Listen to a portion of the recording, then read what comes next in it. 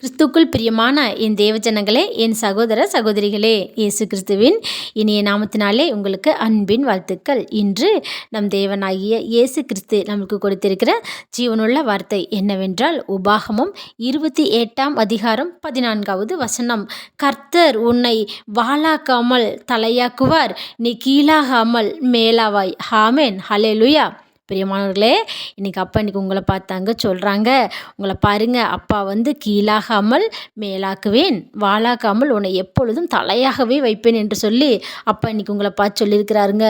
நீங்கள் அநேக இடங்களில் நீங்கள் ரொம்பவும் கீழே இருக்கிற மாதிரி நீங்கள் கவலைப்பட்டு கொண்டிருக்கிறீங்களா? அதாவது பொருளாதாரத்தில் நீங்கள் கீழே இருக்கிறீங்களா? அல்லது வேலை செய்கிற இடத்துல நீங்கள் இன்னும் பதவி உயர்வு இல்லாமல் கீழே இருக்கிறீங்களா? பிரியமானவர்களே, உங்களுடைய பொருளாதார நிலையில் நீங்கள் கீழே இருக்கிறீங்களா? அல்லது சொந்த பந்தங்களில் வசதி வாய்ப்புகளில் நீங்கள் கீழே இருக்கிறீங்களா? பிரியமானவர்களே, சம்பள உயர்வு கிடைக்காம இன்னும் கீழேயே இருக்கிறீங்களா?